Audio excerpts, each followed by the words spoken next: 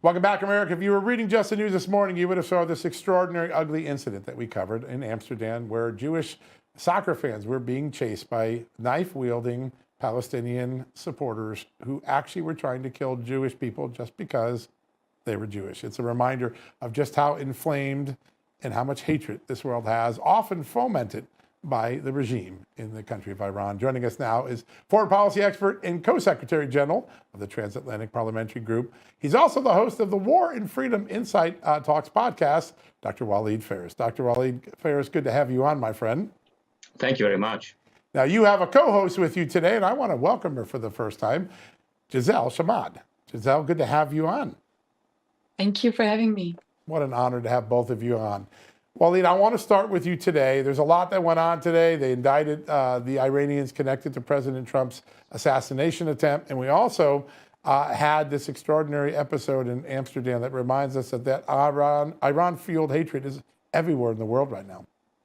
Absolutely. I mean, let me start with what's happening in Amsterdam. It's a shock for many people, not for me. I published a book in 2006, which is about future jihad, in which I have warned and warned again Western government that these individual jihadists that you are receiving in Europe and also in the United States, one way or another, are going to become a jihadi army at the end of the day. And since Paris, major intifadas that we seem to have forgotten some 15 years ago, what I see on the ground in Europe is a better, more efficient, organized jihadi network. We call them militias, if you want. And this is a spasm. What we've seen now in Amsterdam, yes, they will make some arrests, but this is one wave. And we have to be very careful. Everything that goes to the street has first passed by the classroom. So this radicalization, this irresponsible policy in the West, not just here, but also in Europe, are going to have us see these kind of dramatic situations. Yeah, amazing. It'll be very interesting to see if things shift with President Trump taking office in January. But Giselle, I want to talk to you about your story and give you a chance to honor the memory of your father, your late father, Jimmy Sharmad, who was executed by the mullahs. He was a hostage for 4 years, was tortured during that entire time, sentenced to death, and then just on October 29th, they announced that they had executed him. Talk to us about your father, what they say his crimes were, and everything that transpired. Yes, thank you so much. My dad, let's not forget, my dad is not an Iranian citizen that was living in Iran. My dad is a German American. He was living all of his life outside in Germany and then in America, where he had a radio station criticizing the regime, showing the atrocities, showing everything that the terrorists are doing. And he was targeted here on US soil in 2009. The regime sent assassins to murder my father, just the same assassins that they're sending to murder our president right now. This never stopped. And when he was on a business trip with a layover in the Middle East, they kidnapped him and took him to Iran. They tortured him for 4 years, and they did sham trials to say that my father is a criminal, to say that the US government is a criminal, to say that the German government is a criminal, just to extort money from us. I mean, we showed last year that we are willing to pay money. The Biden administration paid $6 billion to bring some hostages back, but for some unexplained reason, left my father behind, even though he had a death sentence. So the murder of my father is not just because of the terrorists that murder and do bad stuff. It is also because of our government, our administration, that has done nothing to protect American journalists like my father. It's amazing to just think. During the time that your father was in prison, what sort of reaction, what sort of help did you get from the State Department? Were they engaged or disinterested? First of all, my dad was not in prison. Most political prisoners are in prison. My dad is in the same structures that the hostages in Gaza are held, in some terror tunnels, in some terror chamber. For 4 years, nobody has seen my father.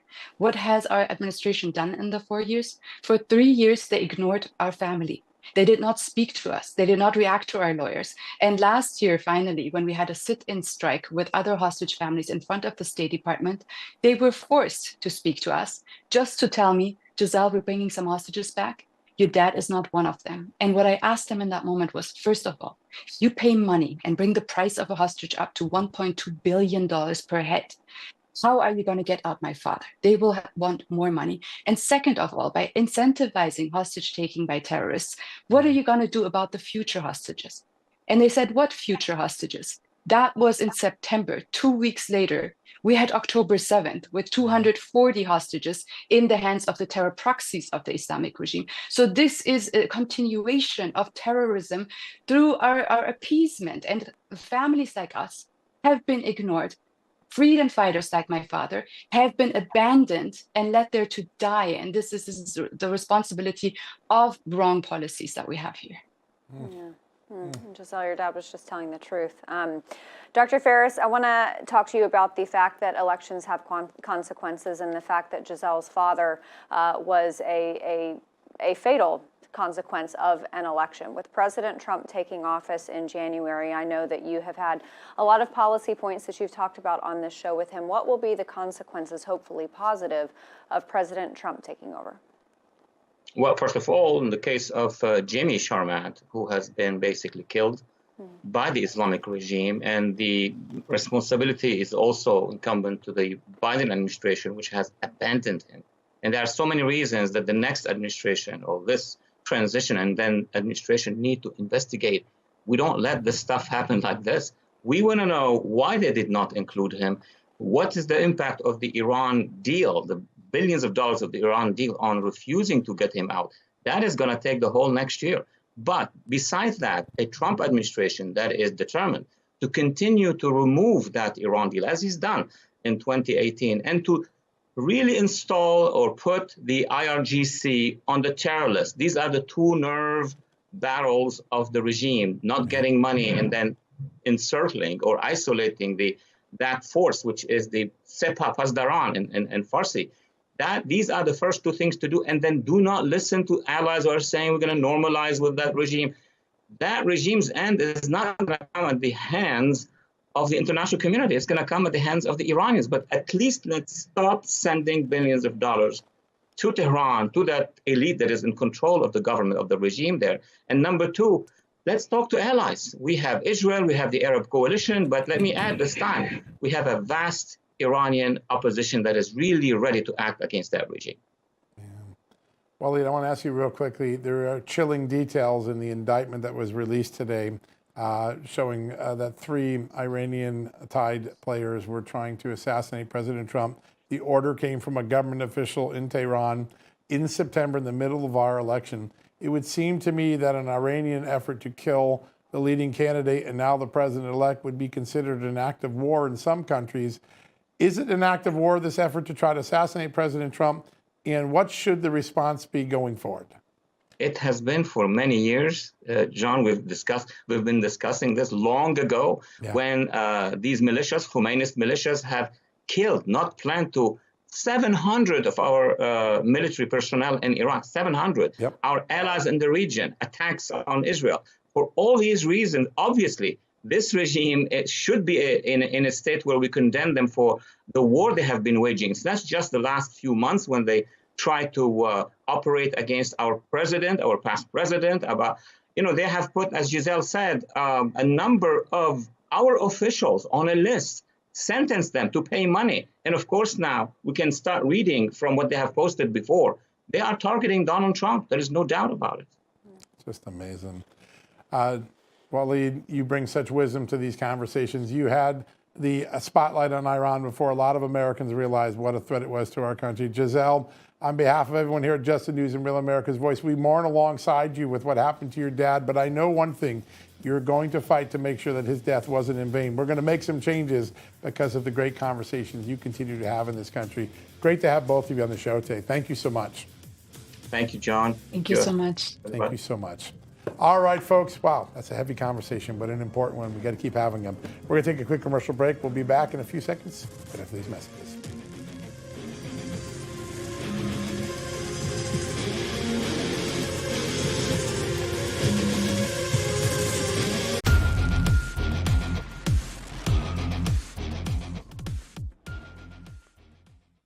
Welcome back, America. You all know I come from a family of blue between my dad and my brother, 80 years, nearly 80 years in law enforcement. And over that time, criminals have changed the way they victimize their victims. Today, cyber thieves are one of the biggest threats when it comes to fraud and many other things, including making it easier and easier to steal one's home. Yep, they can literally steal your home while you're living in it by taking your home title, switching it to the name, and then taking out a loan. And guess what?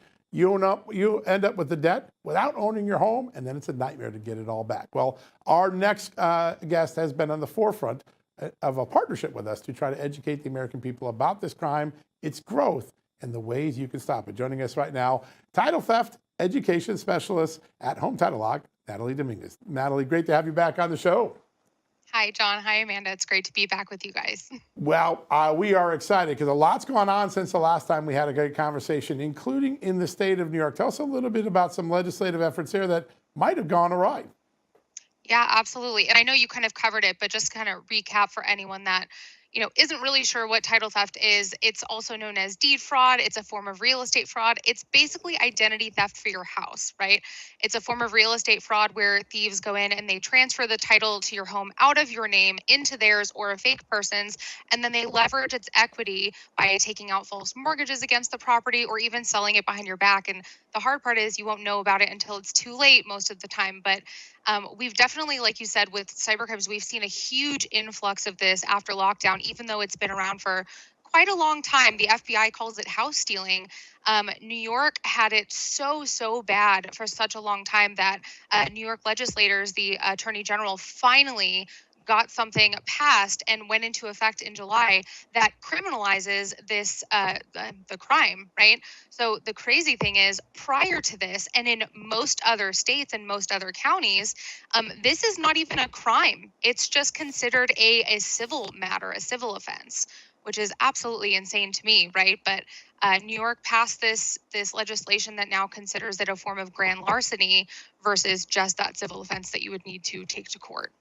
It's mind-boggling to think it's not a crime. Is that, we looked at each other like, you got to be kidding me. I mean, this is for most people their most formidable asset. So how is it not a crime when, you steal someone's car, that's grand theft auto. How is this, in the eyes of the law, not considered a crime prior to that? Crazy. Absolutely. And it's because it's considered a paperwork issue, right? You can go into a county office today and file something, from your bank or, you sold your house. And if there's an issue with the paperwork and they don't notice it, they still have to take it. It's still going to be on record. So this is kind of people leveraging those issues and those vulnerabilities in the filing process and taking advantage of that to steal your home on paper, basically. So your job now as the homeowner is you have to take it to court and you have to get it, litigated, and it has to be put back in your name, which can be a months, if not year-long process, depending on how far this has gone. If someone has already taken mortgages out, then you have to now go and, sue the bank. You have to sue the lender. You have to find the criminal if you can even find them, if they haven't just run away with your money. Or let's say they sold the house behind your back. Now you have to talk to the, new legal homeowners. It's just this huge legal and financial nightmare for something that, and this is what I feel is really important with the New York legislature. They're passing this law to criminalize this offense. So now, great, criminals are going to jail when they're doing this. But the homeowner still has all of the problems that they have to deal with in the aftermath, right? You still have to take them to court. You still have to get the title put back in your name. Restoration is still a process. Legislation isn't fixing the issue at the county level where someone could just go in and file this document. And as long as it's filled out properly, they have to take it. There's no checks and balances. Well, you hit on something. We had a story about a month ago, or maybe about 3 weeks ago on our site. Small California County Sheriff said, hey, this title theft is so real. It went like from less than 20 a year ago to more than 70 this year. That's like a 300% increase in the crime. And he also said one of the problems is even if a county official is suspicious, they have very little power to stop the transaction. Tell us about that triple or that 300% increase, but also the problem that county officials probably need a little more say in the game. Yeah, absolutely. So I believe, if I understand correctly, you're talking about the San Luis Obispo County press release that they came out. Yep, absolutely. Yeah, I think the problem is legally they have to accept it. There's no validation process for the notary stamps. Sorry, my brain stopped for a second. There's no checking to make sure that those are real. You can buy one on Amazon for $20-$30. But we've seen people go and actually get things notarized legally because they're having someone, impersonate the homeowner or whatever it is using fake IDs. There's so many different ways this can happen, but The biggest thing is because the counties don't really have these authentication processes, they have to take it. The best thing that you can do as a homeowner is to monitor your title and monitor your property.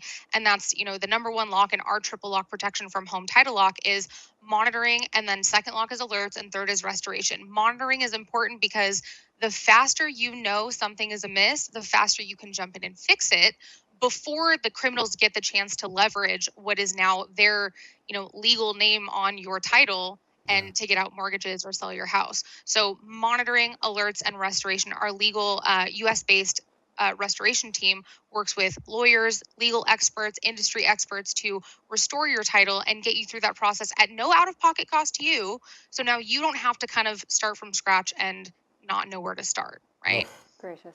The right place to be. And Natalie, what I've learned from you over the course of this partnership is that these criminals don't discriminate. It can be someone whose home value is, relatively low, all the way up to my favorite story that you've told us about Graceland, whose value is in the tens of millions, I would assume.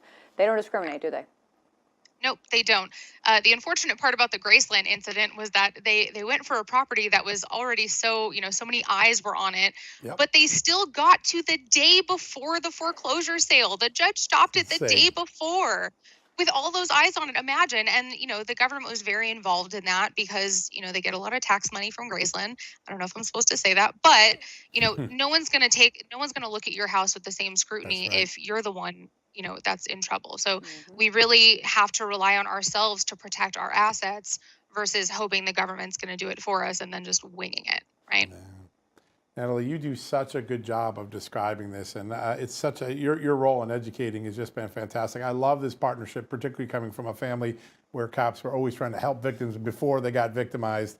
You're on the forefront of that. Folks, if you want to take advantage of the great work that Natalie and her team does at Home Title Lock, it's really special. They've created a special offer for all of us here at Real America's Voice and Just the News. You go to HometitleLock.com, use the promo code JustNews, or you can just take a picture of that QR code. It's that easy. Get a free title history report, make sure everything's okay, and then you get 30 days free of Home Title Lock's exclusive triple lock protection. That is the thing that's going to make sure you never worry about it. You will sleep tight every night in your home knowing no one's going to steal it. One more time, HometitleLock.com, promo code JustNews. Wow. Natalie, thanks for such a great update. Folks, we're going to take a quick commercial break. When we come back a minute, I have some final thoughts before we send her on her way back to California. I'm sad already.